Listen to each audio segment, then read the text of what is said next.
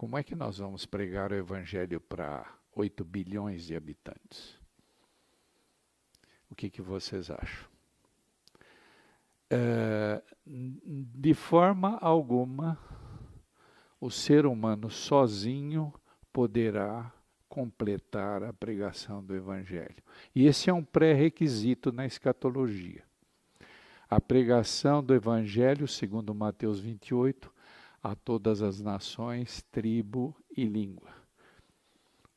Como isto vai acontecer? Somente pelo poder divino. Somente pelo derramamento da chuva serôdia. Somente pelo poder do Espírito Santo. Aqui nós vamos ter o alto clamor. É o que nós estamos estudando todos os sábados. A pregação do Evangelho. Aqui precisamos observar a teologia prática.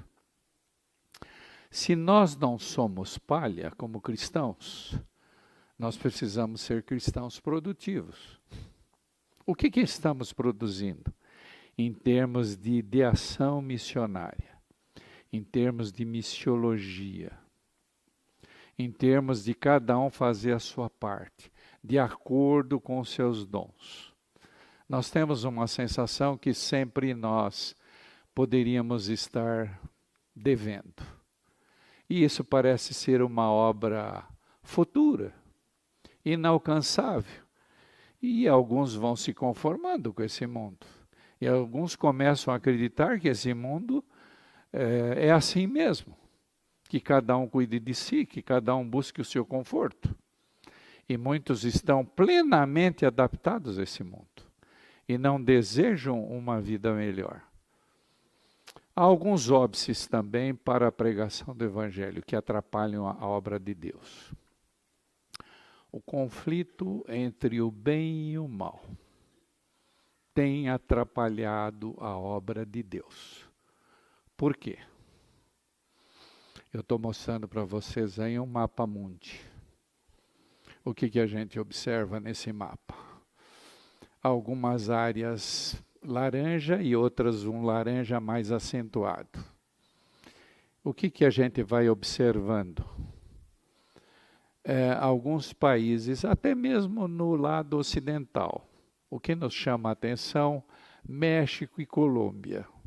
São países que não têm liberdade religiosa, ainda. Há tremendas restrições à pregação do Evangelho.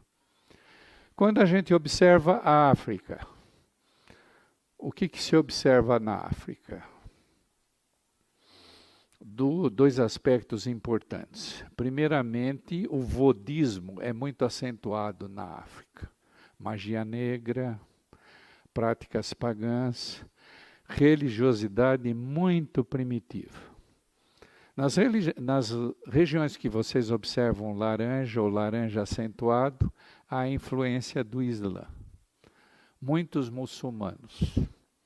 E quando esse tipo de religiosidade entra, se fecham as portas para as outras denominações, especialmente cristãs.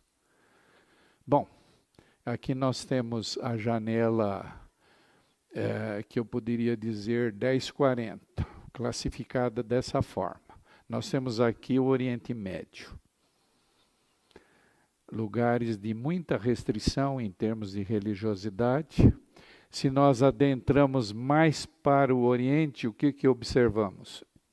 O hinduísmo, mais adiante o budismo e outras religiões com muitos adeptos orientais. Aqui o Evangelho está fechado. Aqui se fecham igrejas, se incendeiam igrejas, se matam padres, se matam pastores, se extermina cristãos. Eu gostaria de dizer ao grupo e àqueles que nos assistem pelo YouTube que nós aqui no Brasil somos privilegiados, nós temos ampla liberdade.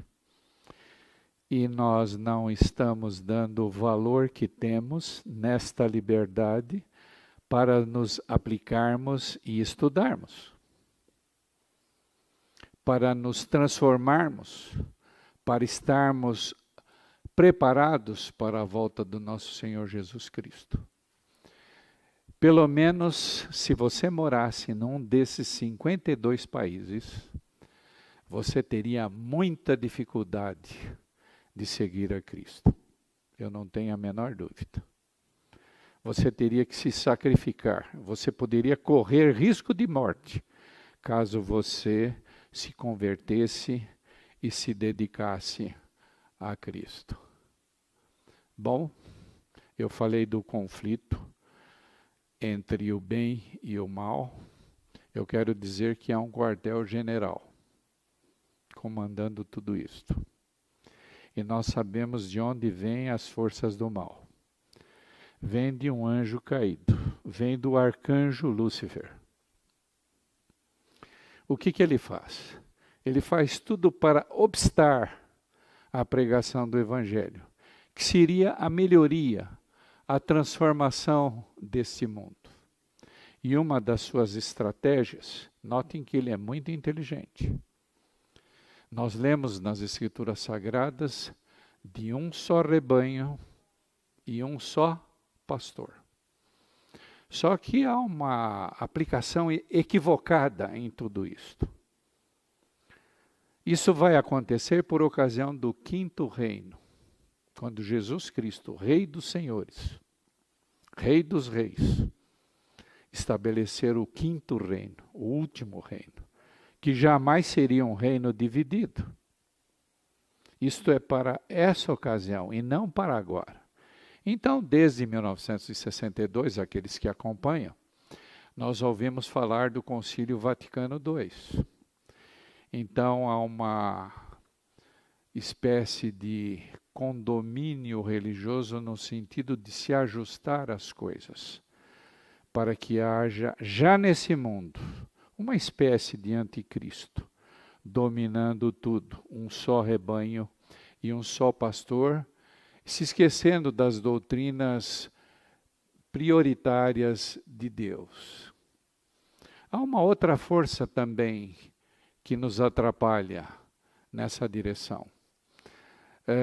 Nós estamos observando que as forças do mal agem em todos os setores.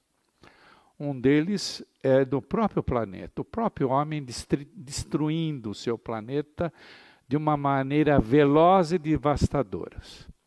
Há grupos ecológicos que lutam contra isto, mas estão muito aquém dessas questões.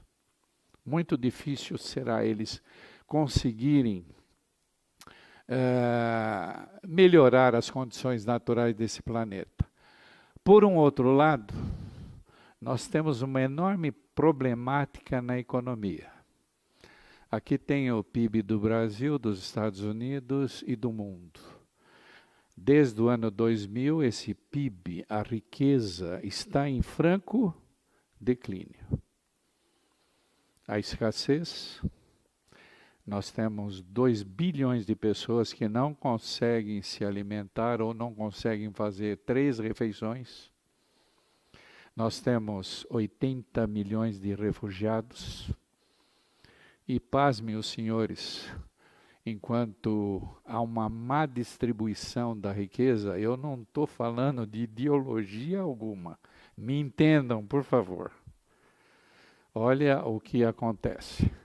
6 megas empresários são capazes de acumular um PIB correspondente a 3,5 bilhões, equivalente a 13,5 bilhões de habitantes. Apenas meia dúzia de empresários. Então, esse lado financeiro, ele é altamente perturbador nesse aspecto, não é?